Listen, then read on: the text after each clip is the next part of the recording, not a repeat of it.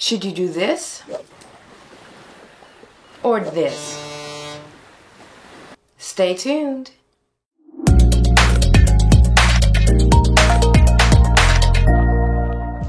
Welcome back to So You Want to Travel, where I give you tips and tricks that I've learned along the way of being a travel agent for 22 years. So as you see from the beginning, we're going to be doing versus.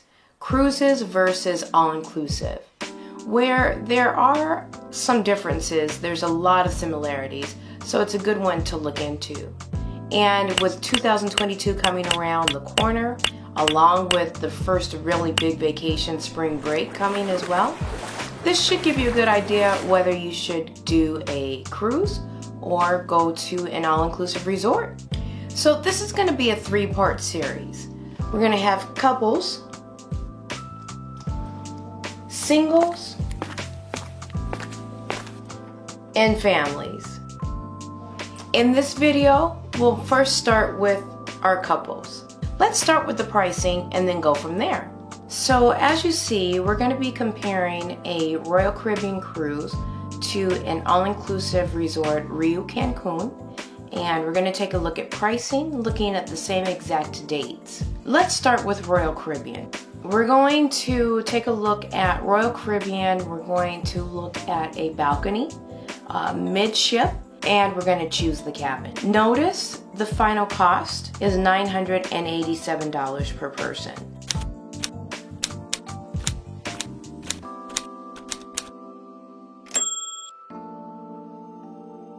Great price. Let's take a look at the Riu Cancun. Riu Cancun, we're going to take a look at an ocean view room. The price is $1,441 per person. So what's the difference between the two? Well, let's start with Royal Caribbean. First, with regards to the $987 price, that does not include airfare.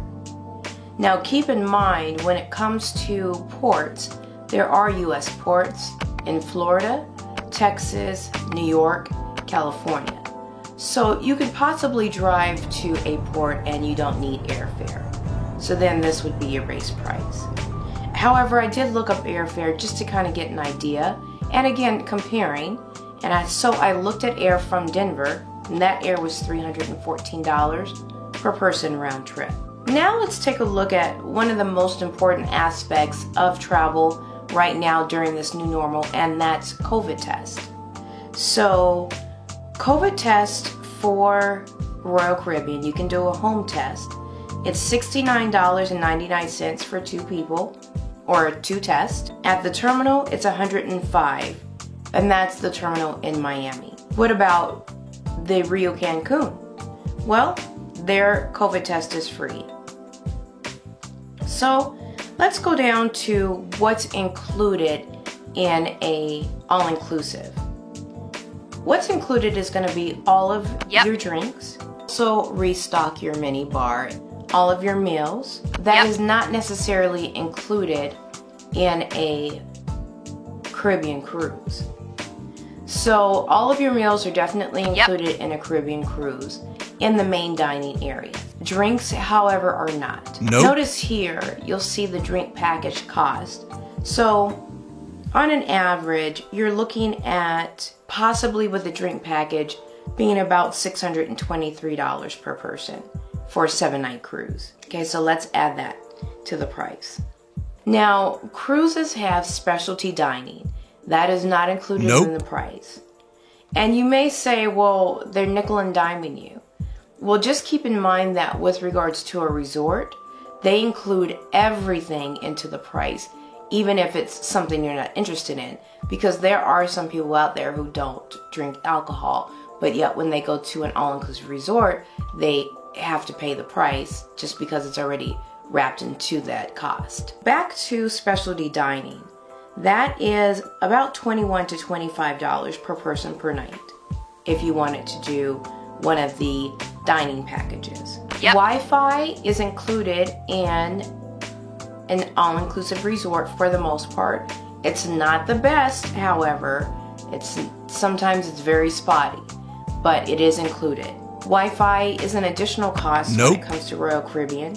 Wi-Fi is $12.99 per day per device. But on Royal Caribbean, they do have the fastest internet on the seas.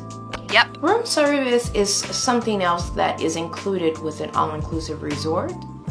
On this cruise, it's $7.95, and there's also an additional cost for gratuities of 18%. Yep. And speaking of gratuities are already included in the price for an all-inclusive, and on the cruise, it's $14.50 per person per day. So what are the differences? Well, when it comes to a cruise, it's all about the experience. You'll never be able to do anything where you can go to so many different ports, wake up, and you're in a brand new location. That's the experience of a cruise. Not only that, as I mentioned earlier, there is so much to do on a cruise. There's so much activity there. The shows themselves are amazing. They're like Broadway shows. They put so much into the shows. They put so much into the food, into the service. So that's really what a cruise is about. It's about the experience. Not to say at a resort you can't go to different locations as well. As I said here in this video, there are many places around Cancun that you can visit throughout your vacation there. So you're not stuck at the resort. You're not stuck at that one location. You're just not seeing different ports like you would on a cruise. A big difference between cruising and all-inclusive is definitely going to be your beach access.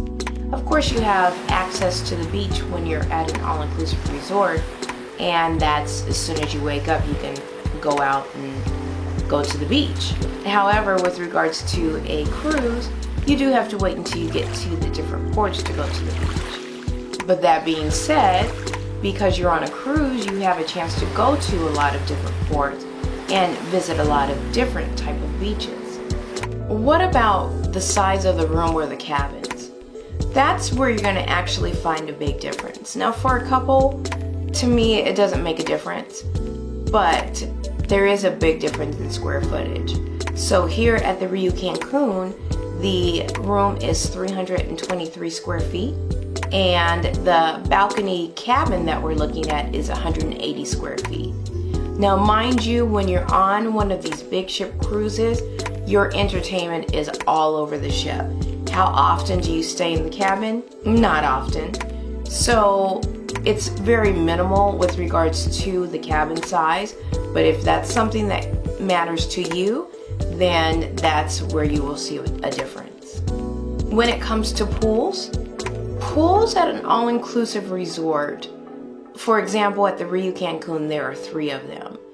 However, they're going to have a lot more space available to them versus a cruise ship. This cruise ship has 4 pools available, but there's no way that they would ever be able to be the size of an all-inclusive resort. So there again, if you're a pool person, if you enjoy hanging out at the pool, that's where you will see a difference between the all-inclusive versus the cruise. If you're a golfer, however, all-inclusive may be the way that you want to go, because a lot of islands, especially Cancun, have golf courses available in the area that you can spend the day golfing. And the golfing on a cruise ship is putt-putt golf. Another big difference is going to be time. Where you're on a cruise ship, there are some time constraints. Say when you're at a port, you do need to get back to the ship at a certain time, or you will get left. When it comes to an all-inclusive resort, you don't have that time constraint. You don't have those time constraints. You don't have those time issues. So that's another big difference between the two. When it comes to social distancing, definitely all-inclusive wins that hands down, just because of the fact that you can social distance a lot easier when you're doing a land vacation. What if you're looking for a romantic vacation, say a honeymoon? When I think about a cruise, I don't necessarily think of it being romantic, and I know that there are people out there who will disagree with me, because you can find romance on a cruise ship. But what I mean by that is there are all-inclusive resorts that really cater to being romantic, where a cruise ship is catering to a number of different things, like families and parties and entertainment. So when it comes to romance, I'm still gonna give this to all-inclusive resorts. Here recently, you now can book both all adult only. All-inclusive, you've had adult only resorts available, and that again goes back to romance. You can have a lot more romance when it's adults only. But now there are ships that are adult only.